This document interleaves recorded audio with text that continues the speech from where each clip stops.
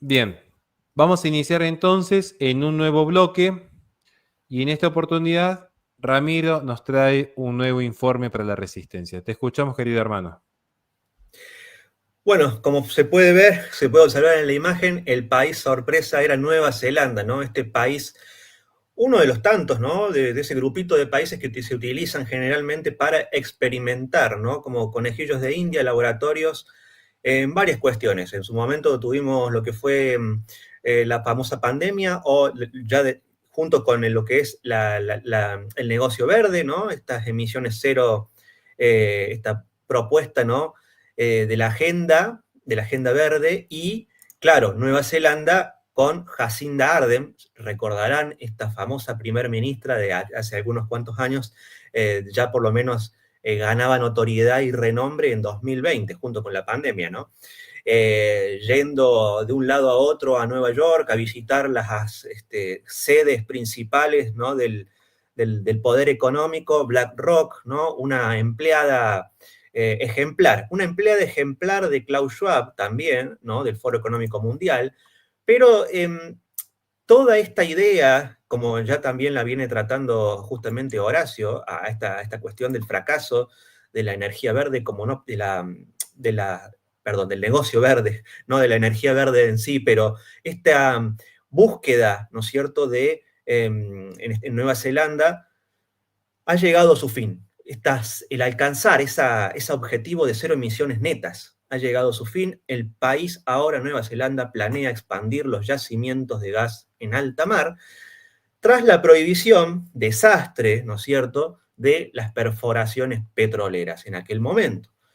Nueva Zelanda, y vamos a tratar un poco el tema de las causas, ¿no? De por qué pasa esto, cuáles fueron las consecuencias. Decidió abandonar Nueva Zelanda su objetivo de cero emisiones para, ¿no es cierto?, al revocar lo que es la prohibición de la perforación en búsqueda de petróleo y gas.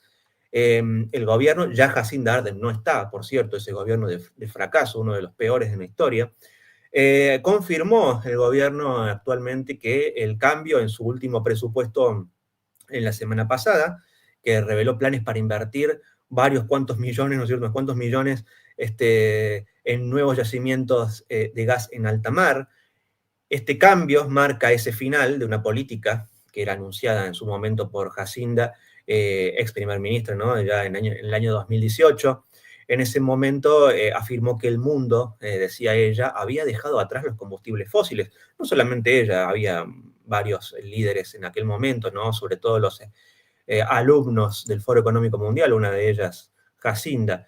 Su intento, ¿no?, de prohibición fue replicado entonces desde en Gran Bretaña, por ejemplo, por Ed Miliband, el secretario de Clima en aquel momento, que detuvo todas las perforaciones en el Mar del Norte, después de que el Partido Laborista triunfara en las elecciones del año pasado, ¿no? Algo por un camino oscuro por el que transita el Reino Unido, que ya se va a enfrentar aún más con la realidad que se ha enfrentado actualmente en Nueva Zelanda. Nicola Willis, que es ministra de Finanzas de Nueva Zelanda, ha relegado a la historia esa política de Ardern al anunciar los planes para expandir los yacimientos de gas offshore. En particular, lo que busca es atraer a compañías internacionales de petróleo y gas con un subsidio respaldado por los contribuyentes, por supuesto, no podía ser de otra forma, lo que equivale a unos 88 millones de libras esterlinas, para dejar un número. Bueno, esto ocurre después de que el cambio planeado hacia las energías renovables, de hacerlo de una manera drástica, sobre todo, principalmente, y no de una manera paulatina, de una manera de una forma que no sea tan drástica, generó lo que son los precios más altos, los aumentos, el aumento no solamente de los precios, sino también de los riesgos de apagones, algo que se ha visto, bueno, casualmente se vio en España esto hace algunas semanas. El ministro de Recursos del país, también de Nueva Zelanda, dijo que la prohibición de Ardern había sido un completo desastre. Estamos sufriendo las consecuencias de la escasez de suministro, dice, claro, una cuestión lógica. El gobierno no está dispuesto a cruzarse de brazos y ver cómo nuestra industria y manufactura se desploman debido a las preocupaciones sobre la seguridad energética. Esa es una de las consecuencias, ¿no? Lo que se enfrenta la industria y la manufactura, que no solamente pasa aquí, sino pasa también en Nueva Zelanda, digo, sino también en Alemania, por ejemplo, en otros países, bueno, en España, en distintos países que han adoptado estas políticas. Nos centramos en el crecimiento de la economía neozelandesa, la creación de empleo, el aumento de la prosperidad. Bueno, el gas natural va a seguir siendo fundamental, justamente anuncia el gobierno, para suministro de energía que sea segura, ¿no es cierto?, y asequible a los neozelandeses durante los próximos 20 años, es decir, fin, ha terminado esta idea de la agenda destructiva de la agenda verde. La decisión de revertir fueron después de 3 años de aumento de los precios de la energía, ¿no?, que dejaron, acá viene un dato, 110.000 hogares sin poder calentar sus casas. Bueno, una organización sin fines de lucro anunciaba, ¿no?, y daba la voz de alarma acerca de esto en agosto de 2024. Para que se den una idea, estuve investigando un poco los precios mayoristas de la electricidad, alcanzaron unos picos altísimos, récord en lo que es el precio de la energía, en comparaciones, por ejemplo, con lo que había sido otros años anteriores, 2023 por lo menos. Lo que representaba en ese momento, entre 2023 y agosto 2023 y agosto 2024, un aumento de más del 470% en un año, fíjense, realmente inviable. Los precios de la electricidad para los hogares en sí aumentan un 6,4% en el año hasta marzo de 2024, tras los incrementos del 4,4% en 2023 y 2,2% en 2022. Se iba realmente incrementando con fuerza en el último tiempo. Y según una encuesta que hace Consumer en Nueva Zelanda, en agosto de 2024, 140.000 hogares tuvieron que solicitar préstamos para poder cubrir las facturas de electricidad en el último año. Es decir, vos tenés que, en un país supuestamente de los desarrollados, del primer mundo, solicitar un préstamo. No solamente pasaba en Nueva Zelanda, también pasaba en Reino Unido. Esto lo recuerdo haberlo investigado, haber leído. Como si fuese poco este tipo de políticas, la dependencia de Nueva Zelanda de la energía hidroeléctrica también se había visto afectada por los niveles bajos en los lagos hidroeléctricos. En agosto de 2024, justamente, estaban al 46% del promedio histórico, reduciendo la generación hidroeléctrica claramente y aumentando la dependencia de fuentes térmicas que son mucho más costosas.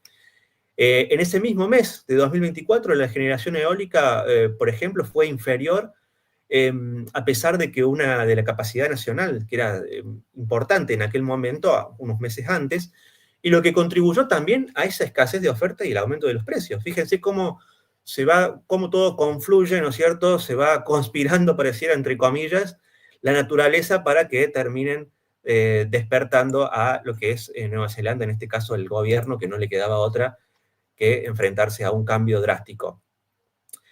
Y esa decisión, justamente para ir terminando, que había tomado Jacinda en aquel momento, se había producido a pesar de que los geólogos habían descubierto miles de millones de metros cúbicos de gas natural en los fondos marinos alrededor de Nueva Zelanda en aquel momento.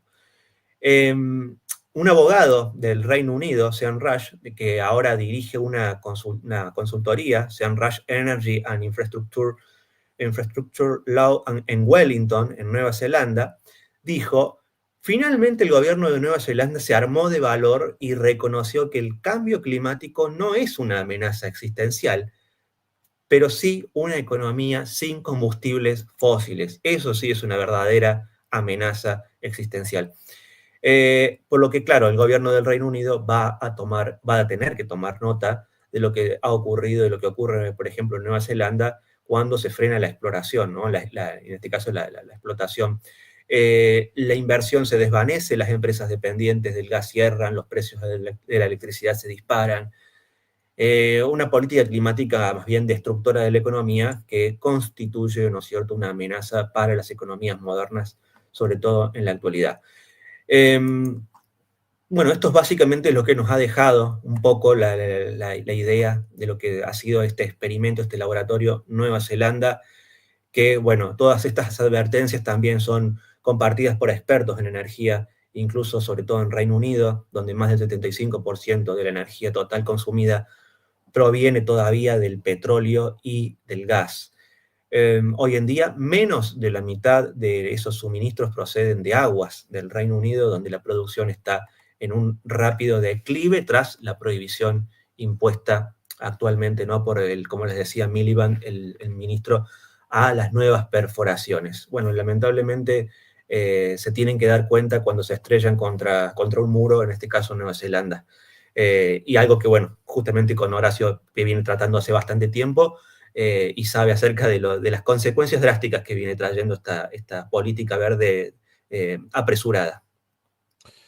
Tan cierto es que de hecho tenemos que recordar lo que sucedió en Alemania cuando se dio ese bombardeo extraño, si a mí me lo preguntan, sobre el Nord Stream, donde en efecto al cortarse el suministro del gas como uno de los tantos combustibles convencionales en términos propios de este ambiente, tuvieron que recurrir a la exportación, me retracto, a la importación de energía nuclear desde Francia, recordando que precisamente el Partido Verde de Alemania, fundado por Petra Kelly, fue abiertamente opositor a la energía nuclear, siendo, por cierto, la más eficiente y la más limpia que hay en este momento. También tenemos que recordar lo que sucedió en Estados Unidos, cuando con el Green New Deal propuesto por Ocasio Cortés y llevado adelante por Biden, finalmente colapsaron las microeconomías de California y Texas por la falta de sustento energético. Pero a la vez, en el año 2020, naciones del BRICS, como puede ser India, China o Rusia, seguían desarrollando su industria, incluso industria armamentística, a base de energía de carbón.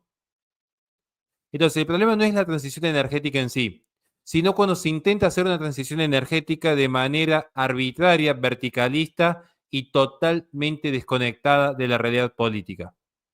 Es decir, cuando surge el petróleo, no es que se reemplaza ipso facto el carbón, conviven las dos formas de energía y paulatinamente el mercado se va ordenando orgánicamente.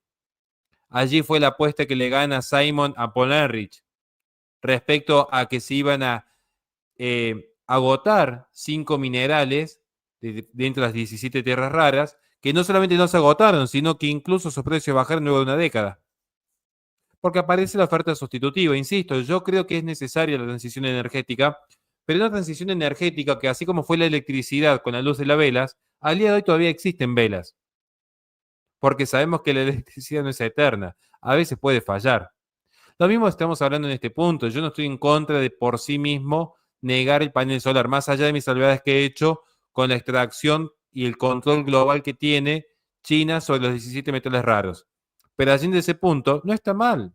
El problema es cuando se intenta burocráticamente favorecer una agenda que a todas luces está yendo en contra de los intereses occidentales.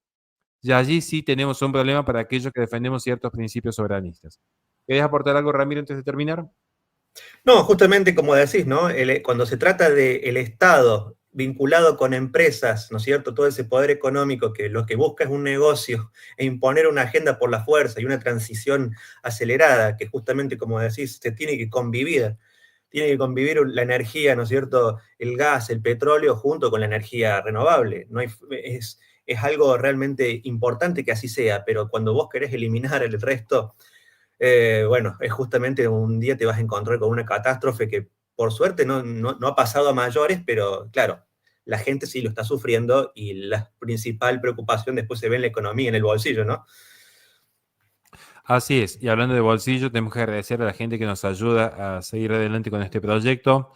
Muchísimas gracias, Lumi, muchísimas gracias, Naum, muchísimas gracias, Ezequiel. Dios te bendiga eternamente. Gracias a todos por estar.